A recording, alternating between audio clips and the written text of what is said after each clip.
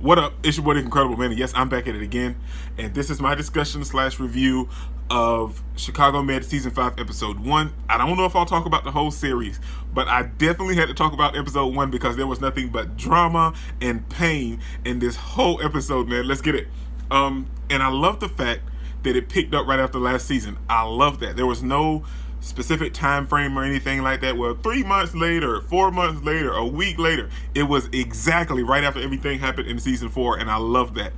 So it picks up and we see Will questioning everything, trying to check on Nat, and finding out that like she's like hurt. Will is hurt, but Nat is like hurt.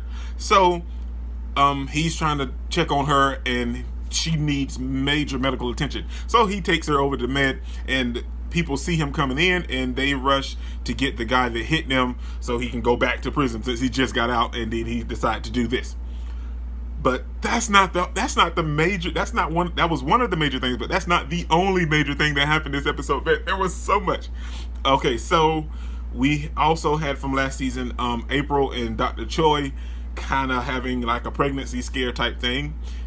Later comes to find out that was resolved and she wasn't pregnant, but towards the end, like, they were talking about kids after dealing with a case that they had, and they could possibly want kids in the near future, and I could be behind that, man. I love April and Troy together. They both kind of had their own thing, and I love that they worked that out and came back together as a couple. I love them as a couple. Then we also have a schizophrenic case, possibly, and Dr. Charles is working on that, and, you know, I love seeing Dr. Charles on screen.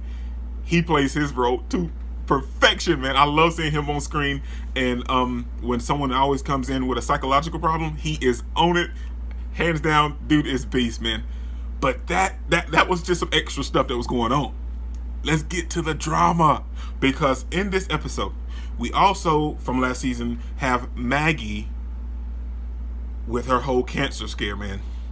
And she went to go get it checked out, and at the end of the episode, we find out that she does have breast cancer, man, and we gotta find out how far it spread. But she doesn't want anyone at Med to know. She's gonna go to East Mercy to have all her treatment and everything done, because she doesn't want anyone to treat her like the sick person. And I understand where she's coming from, and I get it, but she has to know that the people that Med are family, man. They'll back her 100% whatever she needs. They won't look at her like the sick person.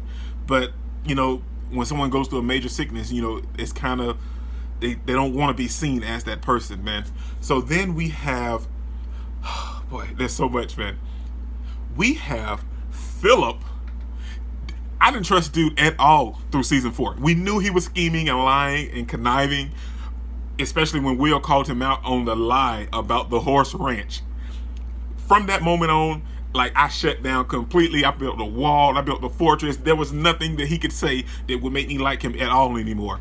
But when Will called him out on it, he gave some kind of excuse. But then in this episode, he comes and claims that he's Natalie's fiance, and he put the ring on her while she's unconscious in the hospital bed. And when she wakes up, well, I don't remember you asking me to marry. You will.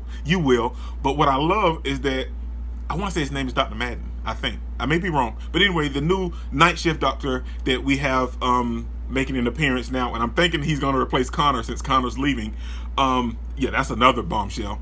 That he noticed that she didn't have that ring on when we first admitted her, because if she did, I would have taken it off. So you're not on the up and up, boyfriend. So I love that. And Natalie was definitely going to tell Will that she loved him. It was see, drama and pain, man. And then we have, what else do we have?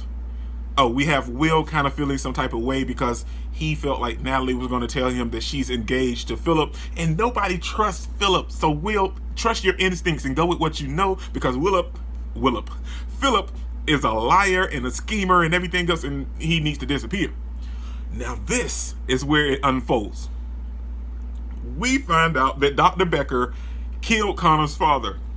First of all, we have her throwing Connor under the bus at Atwater, telling Atwater that Connor may have killed his father. But Dr. Latham for the win, man. Dr. Latham came through and was like, well, you normally couldn't trace insulin, but there was some other stuff mixed in with the insulin, and I found a way to trace it. And then Dr. Bekker got scared. Connor followed her, and she was like, Give me an hour to be at O'Hare and I'm gone. No, you turning yourself in. You're going to jail. She took a scalpel. I thought she was gonna. I promise. I thought she was gonna attack Connor, but she didn't. She cut her own throat. Oh my gosh, man. It was so much going on in this episode, man. But then we also, in that whole mess where we have Connor and Dr. Latham trying to save her, and I really wish they would have saved her, but they didn't. She died, and Connor felt like he couldn't take it anymore. So much had happened that he just has to leave and start fresh somewhere else. But one of the best parts about this episode, to me, in my opinion, is when Dr. Latham told Connor that he didn't want him to leave because he had become a friend.